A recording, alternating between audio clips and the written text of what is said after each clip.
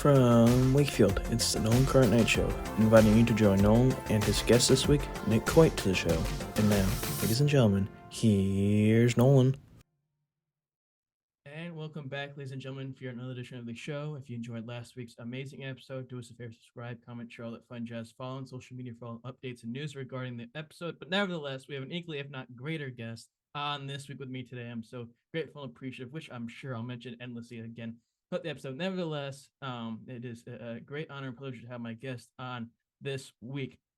Although reared by the rock that our founding fathers sailed to, my guest this week has made a name for himself across the New England area on millions of television screens, calling some of sports' biggest moments, whether it's 2 decades ago calling play-by-play, while circular foamed rubber is being whizzed by his head at the home of the Blue Eagles with Plymouth's own version of Peter LaFleur or White Goodman, or working with legends like Ken Bell and Tim Throckmorton. Nick Coit has etched his name in the record books as one of the gold standards of reporting. It's my pleasure and distinct honor to have multi-time NSMA award winner Nick Coit as our guest this week. Nick, how are you?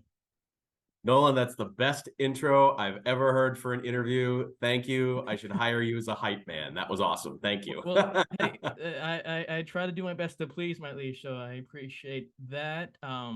I like to start out this way, and obviously you're not someone I was just waking up from a coma, seeing all this now. It's been a while since everything's been sort of back to normal, and as you know, the industry that you're a part of was hit hard by it in terms of in-person stuff, and you're doing a lot of stuff like we're doing now. So for yourself to be out in the full of things, not just at the high school level covering those stories, but professionally, how's it been for you to sort of have some sort of quote unquote normalcy in your profession again? Refreshing is the word. Though, you go through things in anything in life, like it teaches you different ways.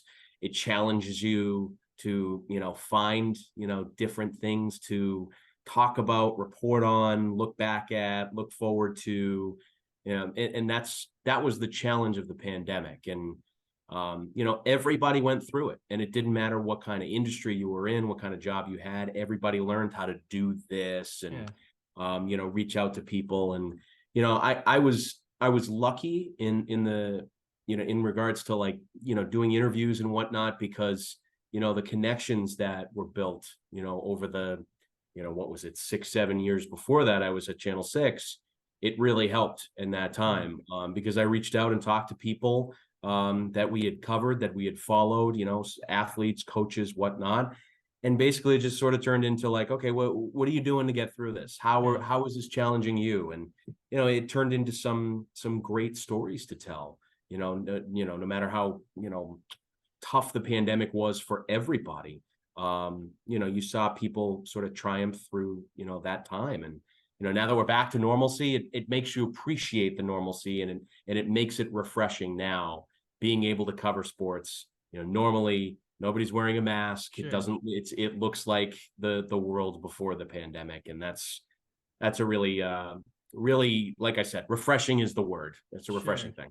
Now, hopefully, this time has all given us an opportunity to think about ourselves and have learned things about oneself that we didn't know prior. So, for Nick, what did he learn about himself over the last 3 years that he didn't know prior? That's a good question. Maybe just it reminded me to to be resourceful when you can, because that sort of switch flipped again, because you're like, okay, you're in the middle of a pandemic and everything shuts down. There's no games. It's April 2020. And you're like, what the heck do I talk about? And what the heck do I do to fill a sportscast? And how do I do it so that I'm keeping myself safe? And, it was amazing to me, the fact that, we figured out a way where I could do a sportscast and I didn't need a big camera or a studio. Sure. I did it with this thing right here. The sportscast was going right through the phone. It was wild to me that we could do that every night and connect at home and all those things that we did. And so it made me a little bit more resourceful again. And I think that really helps. As you get older, you want those skills to be sharpened a little bit. And I think that's definitely what it did in terms of challenging me. And I look back at it now and I'm like, gosh, I can't believe we did it that way, but we did. Got through it. As Barry Manilow said, looks like we made it, although sometimes some people can't always share that sentiment, especially the last few years, knowing that and going back as far back as we can, as much as you want to, I know that sports has always been a big thing for you, not in terms of broadcasting and that sort of stuff, but athletically as well, playing all the way through college with baseball.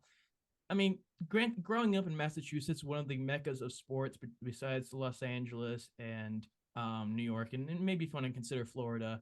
You had experience besides that, but also there was a certain game at your school that you covered that was ran by a group called Students Fostering Hope, and that was sort of your first foray into sports. But coupled with growing up in Massachusetts and what that provides sports wise, with that moment covering sports, what was it like for you finding your early passion with sports broadcasting and media? Yeah. So, the story that you're referring to is when the light bulb kind of went off. But, even before that, I grew up, Plymouth, Mass is a baseball town. And at the time I was growing up, the Red Sox were still cursed by the Bambino. It was still a thing. The Red Sox were king in this area. Tom Brady hadn't come along yet. And so, baseball was the thing. And so, I grew up playing it, grew up, falling in love with it. I grew up playing golf. So sports, I think, were sort of something that I learned that I liked at a young age. But I also learned that I liked them. Yeah. I wasn't very good. I was okay. Yeah. But they gave me a uniform because I like to play, and I had a couple good seasons, but nothing earth shattering. Good Sure. seasons as in, wow, you did great in Babe Ruth. But I found where I really excelled was being in front of people and communicating and performing. And I found a knack for that when I was in middle school. I auditioned for the school musical, and they were doing Guys and Dolls. And I auditioned, and somehow, some way, I landed one of the lead roles. And from there, it just came out of my shell. When I came home and told my mom I got the lead in the school musical, she's like, "Wait, are you my child?" Because she was like, you weren't, I was very guarded. I wasn't out of my shell yet. And that sort of helped me come out of my shell. And I realized, man, I'm pretty good at this performance thing. And so I did that, and I did drama club and theater going through high school. But that moment in high school that you're referring to was the movie Dodgeball had come out. This was 2004. So my junior year of high school was like 2005, I believe. And so it was right after, still very popular. And so this organization at my high school decided, hey, we're going to have a charity dodgeball tournament because it's a hot thing right now. And they came to me and another buddy of mine that was in drama club and said, hey, we'd love for you guys to be the guys from ESPN 8, The Ocho. And we're like, this sounds like real, like a lot of fun. So they gave us a couple of microphones, and we had a blast. We're doing post-game interviews, whatnot. And, we're having fun with it, but we're also like, this is, sort of for real. And the next day in school, I had 3 teachers come up to me separate times during the day. And they told me like, hey, you were really good at that. You should actually look into doing something like that. And that's when the light bulb went off. It's like, how can I combine sports and, communicating and being in front of people? And that was it, a high school charity dodgeball tournament. And from there, I pursued it. Mentioning Emerson, where you went to school, it, to my knowledge or mindset, it's one of the Mount Rushmores of film and media in terms of colleges across the country. ASU, Walter Cronkite School is another one. Northwestern, of course, with Medill. Being part of a school like Emerson at that point, whether you fully recognized it or not, looking back on it versus then, how much did you realize that maybe that type of school had an impact on your progression through early on in your career, but also the quality of workmanship that you want to provide early on? Yeah, it was tremendous. And I think it hit me with some of the classes and professors that I was fortunate to have and learn from. I think the time when it really hit me that, oh, wow, okay, they're really preparing us well, was when I walked into some of my internships. That's when, particularly when I did an internship at Boston 25 TV news station, and I walked in there, and some of the things that I knew, the lingo, the way things are built with a sportscast and how it's presented on TV, like all of those things I had already learned in class and had sort of been, drilled into my head. Sure. And I walked in there, and when they realized I knew it, and then there were other interns that hadn't gotten there yet. Sure. It was like, oh boy, wow, they really have prepared us well for this. Like, I could walk in, and it's half the reason how I, was able to impress them enough where I broke into the business, because that's the first place I worked right out of school. Yeah. So, that, I think that's when it really hit me. And I was really fortunate. I can't say enough good things about the school, not only with the journalism program, like you said, like media, film, television production, all of those things, theater. Like, it is an art school, and it is a great place to go. And to be in the middle of Boston, particularly if you're pursuing sports journalism, you're right in the heart of it. Sure, You intern there. When I was interning, the Celtics still had Paul Pierce, Kevin Garnett, and Ray Allen in their locker room. Like, getting to cover them, and, the Red Sox and the Patriots and all of that. Like, it was tremendous to be able to do that, and then step right into the field and say, well, I've already had that experience. Yeah. Emerson really provided that for me and prepared me well, so that when I stepped in day one, I said, I think I know what I'm doing, and it helped right away. The people in your field that I've had the chance and high privileged to interview, maybe have had the mindset of wanting to do a most successful job they can early on from the beginning, and be that big person from the camera, like yourself, or a sports director, whatever the case may be, at some point in their career. But like anything else, you got to start from the bottom up and work your way up. So for you, working behind the scenes in Boston right after college, how much of an ego booster or non-booster was that, and were you ready to start at that position rather than being on camera right away? I think it was humbling. And it really, I think, set me up. Those, 8 or 9 months, it set me up for where it was going to go. Because I, again, learned all of the things that it takes behind the scenes to, put a successful sportscast, successful broadcast on, and just how much it's ever changing and evergreen. And it's, it's wild. Some of the things that you see behind the scenes when you're learning. It's like being a bat boy in the big leagues. Like, you're seeing all of these professionals and how it's done. Sure. And you're just a small part in helping with that. And you're taking on a little bit more and a little bit more. And so to be able to, sort of get my feet wet there was great. I had great mentors.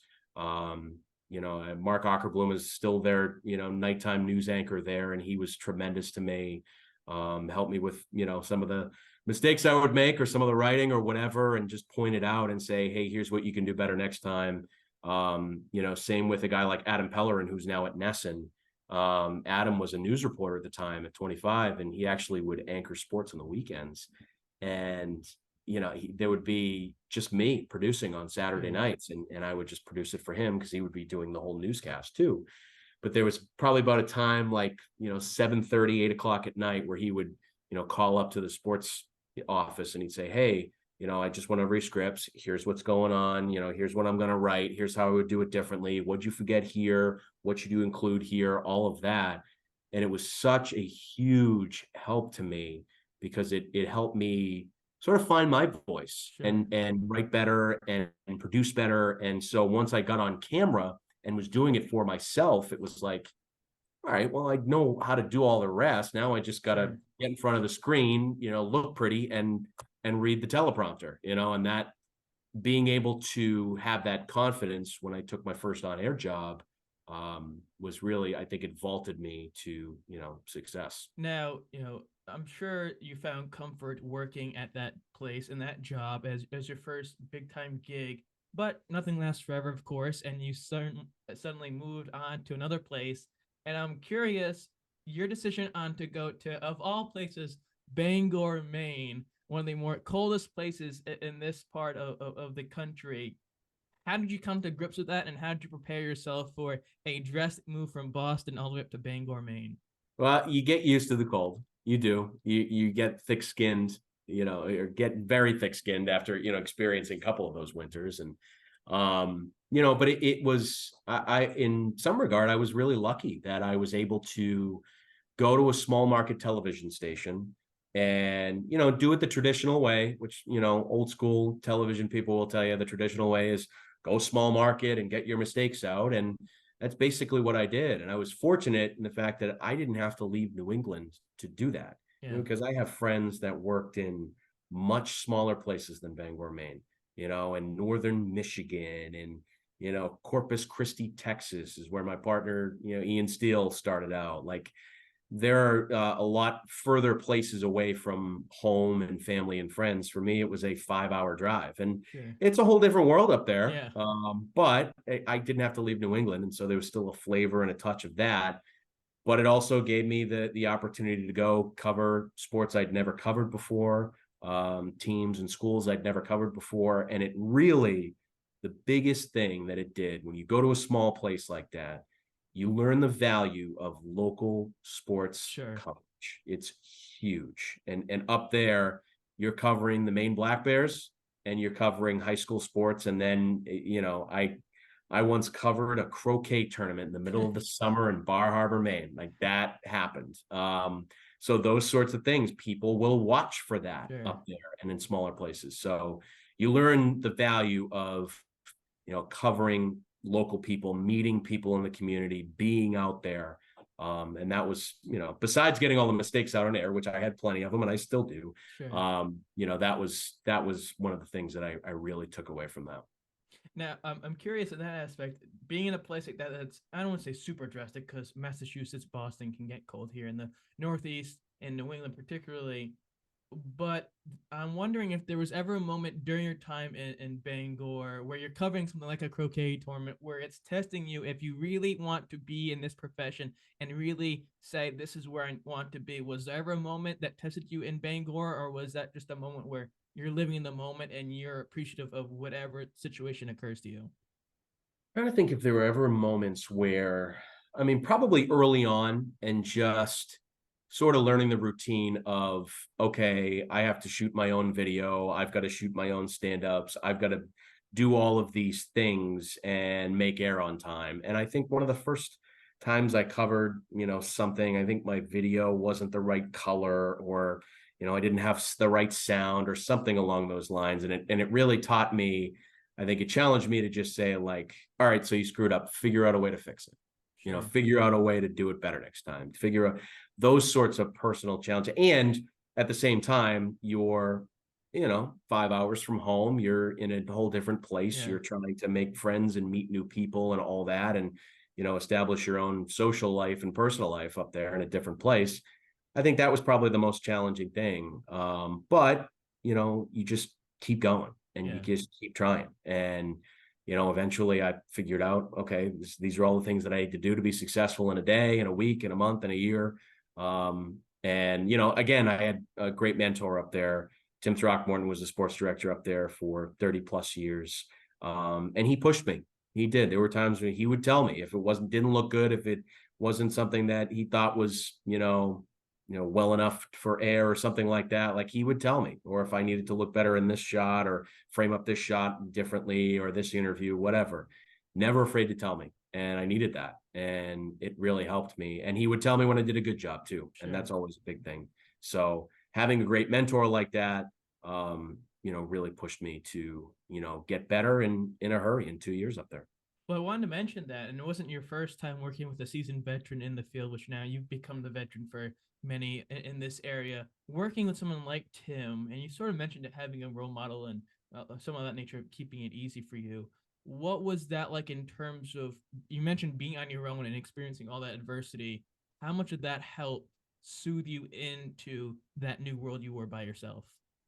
Yeah, when you go to a small place like that and go to a small television station, I think when I first started feeling at ease was the fact that, I was making friends and building relationships with people that were working in the field up there that were my age and in the same spot that I was, which was coming up here to a place I'd never been, never lived at 23, 24 years old, and having to establish their own lives and establish their careers and get all the mistakes out and whatnot. And I built some of the best friendships and relationships I ever have had in my life up there in 2 years. I just recently had a good friend of mine that I worked with up there, she and her husband and her 9-month-old baby visited Rhode Island, and they were here for a weekend, and it was fantastic because we've kept in touch all these years, because when we were 23, 24, we were just starting out, and it basically became like we were just going to grad school in a different place, for journalism, because we were up there for 2 years and then, moved on. So, and there were a lot of people that did that. And, couple that with all the veterans that you would work with, in these places that are established, that are 30 plus years, whatever, into the business, that knew all the ins and outs. And you get a great environment where people are learning, people are improving, and then they're moving on to bigger and better things. And, the funny thing is, as you get older and, add more years in this business, you meet those sorts of people, and all of a sudden everybody starts branching out in different places. And so, you ask me a market and I might be able to say, oh yeah, I know that person. She worked with me here. I worked with her there, whatever. Or, oh, I know him. He worked in this place. Now he's in, Myrtle Beach, and he was in Tampa. And it's like, it's amazing. It's a big business, but it's a small business. And, I think that put me at ease in the fact that, hey, I'm learning too early on, but also, again, it built some of the best, relationships I've ever had in this business too. Now, working with someone like him is good enough for some people, but that wasn't the case, as you would then eventually move to where you still are today, nearly 10 years later, at ABC6. In terms of maybe when you were working at Bangor, Maine, the goals you set for yourself and things you wanted to accomplish, how much of that changed when you came to Rhode Island to work at ABC6 as a sports reporter at that time? Yeah, I think I had experienced all the challenges that I wanted to in Maine, felt that the time was right. And, coming here, I felt like I was going to sort of just get the next step of, okay, challenges, coming to a bigger place. The great thing was it's an hour from home. So that was really nice to be closer to my family again. And I knew I was going to have the opportunity to cover some of these teams that I grew up, rooting for and, loving, particularly the Patriots, because they're only a half hour away. Yeah. So, I think I came here with the expectation that I can continue to get better. But I can also, start covering some of the bigger teams and the bigger places. And, and that was great. And it's been great. And it's been a dream come true. And, all the things we've gotten to cover. But, it also presented things that I didn't expect. Sure. Like Nolan, I honestly was not a huge college basketball fan growing up. I wasn't. I would, I'd watch the Celtics were the team that I would watch when it came to basketball. I watched the NBA, but college basketball, I don't know. I just didn't have when BC was good with Al Skinner for a little while, like I would watch that, but I just wasn't a fanatic. Sure. I came here, started covering Providence College, started covering URI and Danny Hurley, started covering Brown and Bryant, like all of these schools here.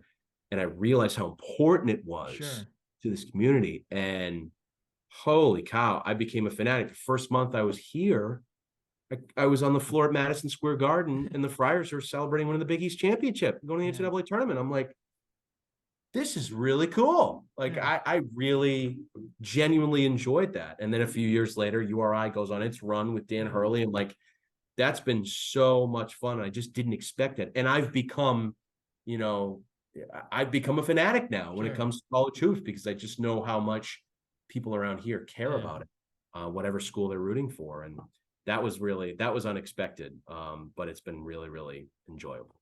I mentioned the fact that you worked with another long-term seasoned veteran of the profession, being Ken Bell, for a few years before he retired. Although you certainly learned a whole heck of a lot from Tim, what did you learn from Ken that was differently when you first were starting out, even though you had more experience at the time than when you first started working with Tim? So I think Tim really pushed me when it came to the aspects of, how the sportscast comes together and all of those little things that you needed to do as sort of a one-man show.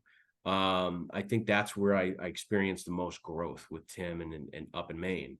When I came here, I think Ken really helped me understand what makes good television, what makes something engaging, why somebody would watch. I think he was just so smart when it came to that, because he had all that experience, just like Tim. And not only that, but I think Ken really helped me in terms of, because this job can be all encompassing, and it can consume you and your life, and eats up your schedule, and you have to find and make time for your personal life.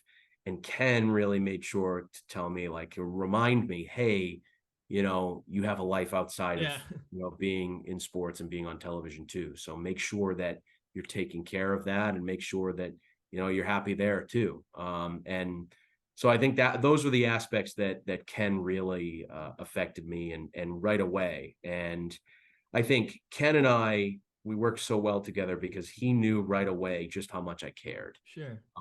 Because nobody ever cared more about the product than Ken Bell. I mean, and he was so smart, again, just how he presented it. So, when he knew that, hey, I genuinely want to do, as good of a job as you, sure. That really came off well, and then made us a good team for, the end of his career, which was great. Eventually, he retires, and you take, as it says on your bio on ABC6's website, you take the big chair and take over as sports director. Had that always been a goal for you when you started there, even if you didn't think of it subconsciously often? And what were your plans with this new position as sports director? Honestly, it really wasn't something that I said it was a goal to be a sports director. So in short, no, it wasn't a goal, but it sort of presented itself, and it was a great opportunity. And having Ken's blessing on it meant the world to me, because we had worked so well together, and I felt like we had done a good job together. And he said, basically, I felt like I was, he was passing the torch to me, and I wanted to do just as good of a job. And so, when the opportunity presented itself, I said, this is a great opportunity. Sure. And so I'm going to continue in it. And it presented a new set of challenges too. You always want to be challenged. And definitely when you become the face and you become the guy that follows Ken Bell, you're like, okay, you have to set your own standard and whatnot. And so I've tried to do that, since 2017, when I took over. And the goal was to find somebody that would, again, work just as hard as Ken and I did, that would care about the product just as much. And here's the Emerson connection. I had met Ian. We were like ships in the night at school. I just missed him, but we had met through, he was doing internships and trying to make his way through the business. And, so we had kept in touch, and I'd seen all the work that he was doing in Corpus Christi and how great he was at social media. And I said, man, this guy, I think he's the guy. Yeah. And, look, I don't make the hires at the station. But I gave a strong push to say, like, hey, this guy, I think, is the guy. And I even told him, and he still doesn't believe me, but he was the first call I made when I said, like, hey, I'm gonna put you on the table here, and I really would love for you to come back and and be here. And eventually it happened. Yeah. And I was so glad, because it really gave me, it felt like a tag team partner that was going to work just as hard as Ken. Sure. But also was skilled in different areas. Yeah. And like I said, the social media aspect, I mean, I call the guy the sushi chef, because he will take content and he will cut up video like he's a sushi chef, and he'll just put it out there on social media. He's a wizard. And he's refined those skills, he's improved at it, he's gotten better. But again, it was about finding somebody that cared as much as I did, that was going to work hard like I did. And together, we've come up with ideas and plans. Sure. And things we've done on the air and coverage and whatnot. And it's been tremendous. And I feel like we've established a good rapport when it comes to our local sports coverage in the area. And that was, I think, the general goal of ours when we became a tag team. And 6 years later, it's just been great.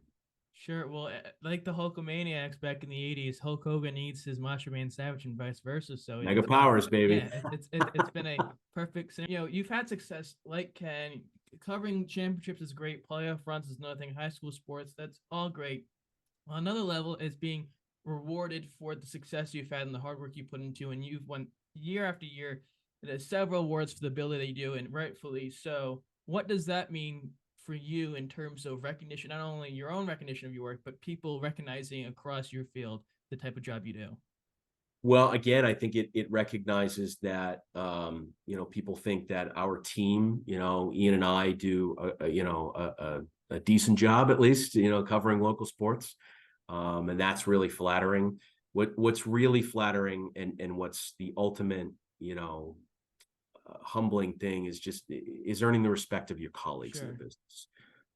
Because when you win something like that, or you're given the pat on the back like that, it means that people respect what you do. Sure. And that's tremendous, because I think fondly of so many of the people in our market and in our business, and so to be recognized like that by them, it's flattering, it's humbling, and it keeps you going. It makes you say, like, hey, I guess, I love this job. I love what I get to do. And I guess I do a decent job. At least somebody thinks so. So I'll keep going as long as I can. Well, I think it's like that song by the late great Tony Bennett says, "I guess I'll stay around or stick around a little bit."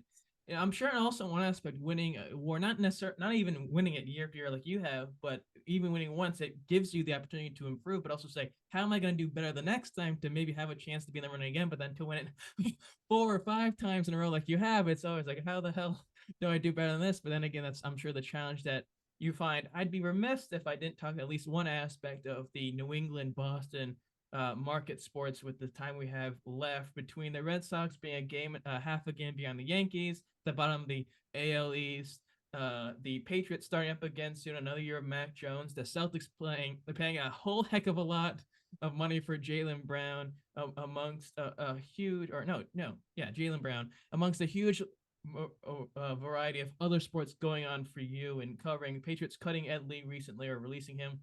At this current moment in sports, especially after the pandemic, what's it been like covering all this stuff, especially right now at this time of the year? It's interesting. It's a different time, because I think there are some teams in transition, some teams that, you just mentioned. I think the Patriots are still in a transition, even with Mac Jones in his 3rd year. I think the Red Sox are in a transition. I think it's probably maybe been a little too long for the transition, but they're still in transition.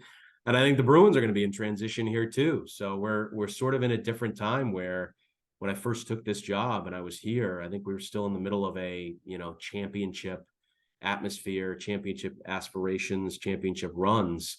And it's a different time now. I think the Celtics are probably the only team that you look at and say, like, hey, they could be title favorites, contenders, whatnot. But the other teams and organizations around here, it's different. But the great thing, we talk about the pro teams, but there's always something. And whether it's the pro teams or whether it's the local teams, like, I think about, where's URI going here? Archie Miller's going to be in his 2nd year, and that's going to be interesting. And I'm really excited after seeing Thor Bjorn's tweet today with the sort of the inside look of the practice facility. Like, that's pretty exciting for a program like that, and for the women's program and Tammy and keeping that train rolling. Like, that's going to be great. And so that's always an ongoing stories and things like that you're following. And, what are the Friars going to be like now that, Ed Cooley is not the coach here for the first time since I've been here? It's going to be a new coach, a new regime. Kim English is going to be leading the program. Where does it go from here? Those are always fascinating to me.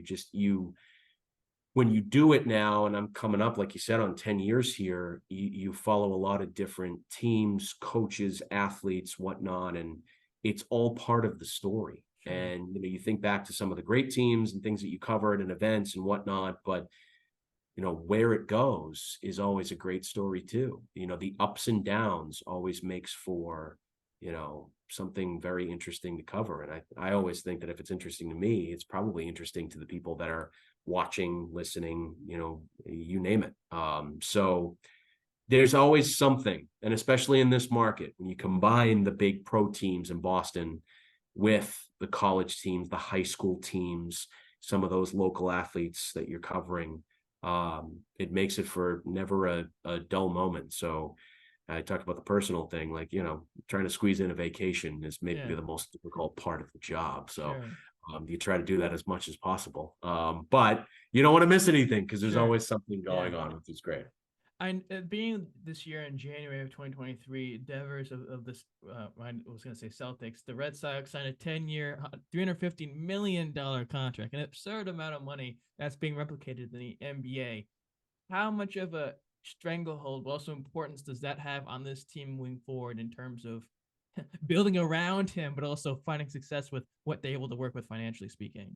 Yeah, it's we'll see. And that's it's always interesting to sort of compare team by team, because you look at, like, say the Red Sox signed Devers and you're like, well, there's no salary cap in baseball, so they should be able to sign everybody. And so it's different from following that compared to, like, Jaylen Brown signs that deal, last month, and you're like, okay, well, what does that do for their championship window? It's so funny to think about, like, $300 million in this sport is different from $300 million in this sport from this team. So that's always interesting for the coverage, because when Devers signs his deal with the Red Sox, you're like, all right, well, this is the first of a lot of, pieces that they could, and guys that they could sign to big money deals. Maybe we'll see. I don't know.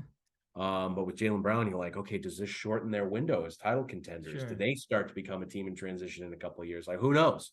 So that's, again, part of the interesting thing about covering sports around here is that, these different sports are unique in their own way. And, but people care just as much about every sport. Well, that's like with the mentioning the Celtics and mentioning Brown, they signed the unicorn, the Celtics, Kristaps Porzingis, they get rid of Grant Williams and unfortunately Marcus Smart, but then they signed for $60 million for each of the 4 years, $60.8 million. And no one in their right mind, no offense to any athlete, certainly better than myself at basketball, but to sign somebody for $60 million a year is an absurd amount. And you just mentioned their window.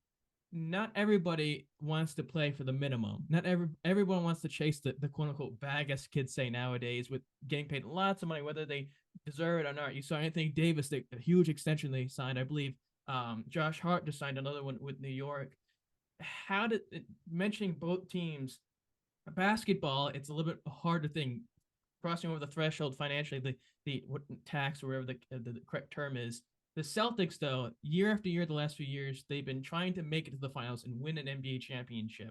They come up just short last minute every single time. With a deal like this, whether Brown deserves it or not, what does this do for the Celtics compared to the situation with the Red Sox?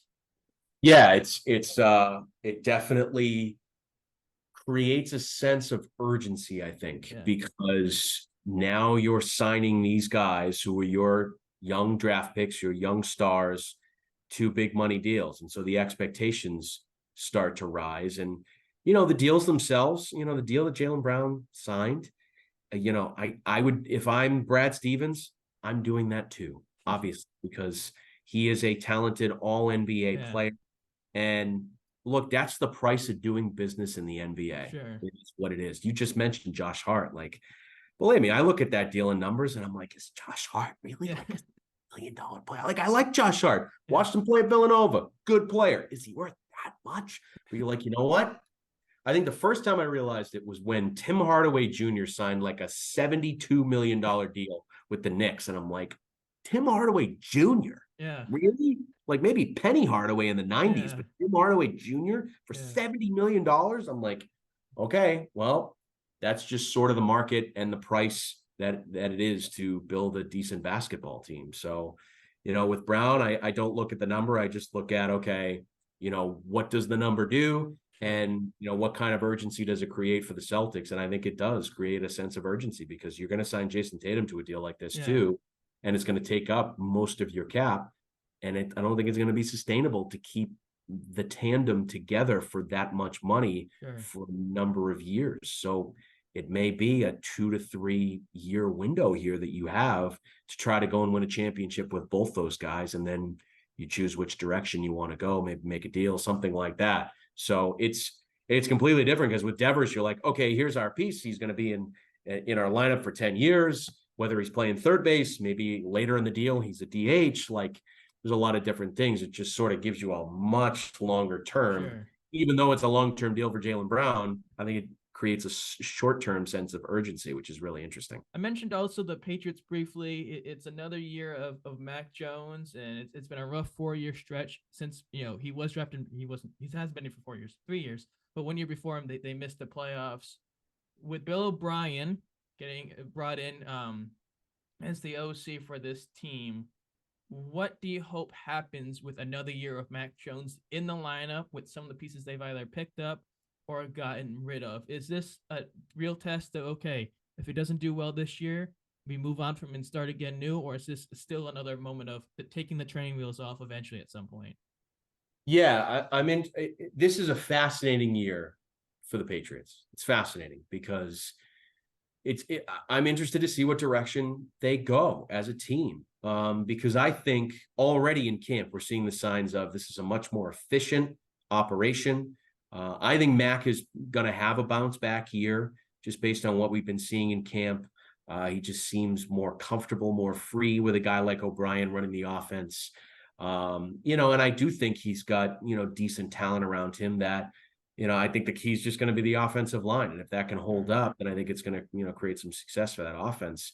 But you couple that with the fact that the Patriots have a really tough schedule, really tough, and it makes for an intriguing year because they could be, I think they are going to be better offensively, and their record might not show it because of their strength of schedule and just how tough it is. You're starting with the NFC champions, with the Eagles coming in here week 1. That is tough. And then Aaron Rodgers on all over Hard Knocks last night. You're playing him twice a year now. He's with the Jets. The Jets are no pushover. Whether that experiment works or not, we'll see, but they're no pushover. Sure. You're not going to beat them on a, game-winning punt return like you did last year. You're going to have to do a lot more to beat Aaron Rodgers. So it is fascinating to me how this all plays out and the dynamics. And really, I think Mac, the pressure is on to have a good season because, you've sort of got that 5-year window with first-round picks, and particularly with quarterbacks, there's only a certain amount of time that you say, like, okay, we've looked at him for 3 years. At some point, we're going to have to sign a new contract or not. Yeah. So we're going to have to make a decision on this guy. And it's just, that's the fascinating thing about being a quarterback in the NFL is, it's you look at your first few seasons and you're like, okay, is a team going to commit or not? Are they going to move in a different direction or not? They don't have forever. So, we'll see. But I expect a bounce back year. I do. I think the Pats are going to be, I think they're going to be better than people think. How much better? I'm not sure. But even with that mess of an offensive setup last year, they were 8-9 and sniffing the playoffs. Yeah. I think they're going to have at least a competent, run offense this year. And I think that's obviously going to make a difference for a lot of guys. Well, and similar to Greg Popovich, Bill Belichick will melt away and go away in dust into the air before he retires from this program, which of course he'll never say when that is. I mentioned Ed Lee briefly when we started talking about sports, and he was signed. He was undrafted and then got signed to the Patriots, and he was there for about 2 months, a little over 2 months before he got released about a week ago or so. Coming from URI, where now recently, although they haven't had a lot of playoff success, they've had a long line of the last handful of years of players from that program going either drafted late in the rounds or undrafted to these teams. Whether they stay on the team or not is another thing, but they've had this recent success. Having a player like Ed Lee on the team and then losing him, what does that do for a program like URI, but also still trying to get guys from this small of a school to stay in the league, like guys from bigger programs? Yeah, I think this is all positive. The fact that URI has guys that are going to the NFL, getting opportunities, trying to make it onto these teams and these 53-man rosters, and even, making it on a practice squad in the NFL is even that difficult. There's only so many spots. And you think about all the schools and the programs and all these players that come through the draft every year, like it is hard. It's difficult. So the fact that Ed caught on, they had him in camp, they had him at OTAs and mini camp in the spring. It's a great tribute to Ed and the career that he had and the skill set that he has. And, hopefully he gets another opportunity at some point, in the NFL. If he doesn't, hey, he was there. He had an opportunity. Bill Belichick wanted to take a look at him. Yeah. That's a great thing. But even before that, guys like Aaron Parker and Isaiah Coulter and guys like that and Kyle Murphy, like when you have more and more players getting looks from the NFL, that's only a good thing. That's only a positive. And it tells you just how much the program has risen at URI and has become, a contender and a program where good talent is going, having success, and then having the opportunity to try to get to the next level. That's a great thing. And I can't say enough good things about what Jim Fleming has done there. When I was first covering that program, Jim was building it up. It is vastly different. How things are run, what it looks like, the field, the facilities, like they have really improved everything. And kudos to Thor Bjorn too, because he had the patience to say, like, I want Jim to have the time to build up the program, because in sports, we're so about immediate results and things gotta have to happen so fast. I think Thor recognized that it's going to take time, and he believed in Coach Fleming, and Coach Fleming's done a tremendous job to make this into every year a good, respectable program in a very tough league in the CAA. And at some point, it's gonna translate into them into the FCS playoffs, maybe even as soon as this fall. Yeah, we will see. Well, and for me, growing up in South County, the program was always a joke. Never win a game, maybe one or two, if that, maybe three. And then now, since my freshman year at URI, they have been continuously ranked every year. Now, how long it is another story, and that's a difficult challenge in of itself. But you hope that eventually this success turns into long-term success finally, and that they can actually make it to the playoffs and win, and maybe somehow a Cinderella story of make it all the way to the big one and win, and not North Dakota State or a school of that nature. Now, I want to end here, and before my little game I play at the end, I want to thank you again. I want to end on my best of ability to simulate how Charlie Rose used to run his show, and mentioning the people you worked with, the inspirations and the role models you had that you were able to shadow. Everyone is looking for their own approval and how they judge upon their own character and their professional aspect.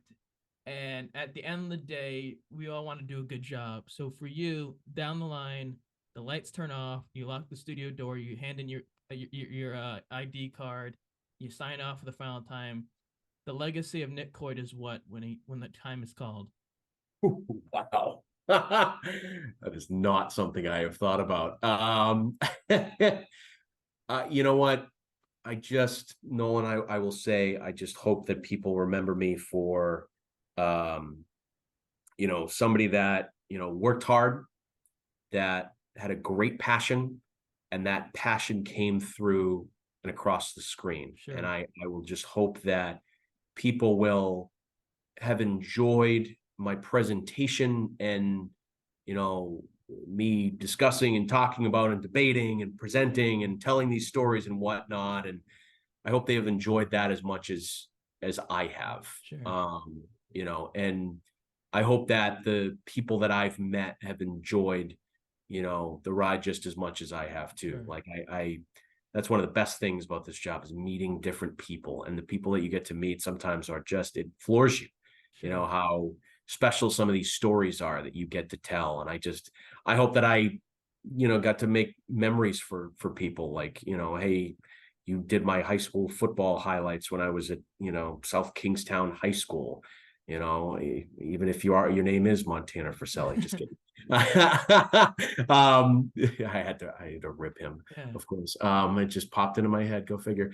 But like people like that, you meet great people along the way. And I just hope that people will have enjoyed, meeting, me and getting to, see how their story turned out and whatever, and the memories that they make from it. I hope they enjoy it as much as I do.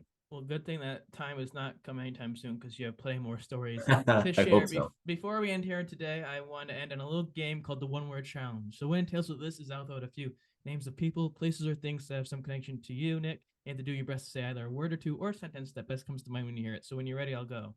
Okay, I'm ready. Plymouth, Mass. Home. Rhode Island. New Home. Sports broadcasting. A passion. Media. Ever changing. Hard work. A basis of what? Wow, I was a base for everything. Success. Flattering. Ken Bell. The man. And last but certainly never least in this cosmic universe we all call Earth that we currently live in, Nick Coit. Fortunate, lucky, humbled, blessed, and happy.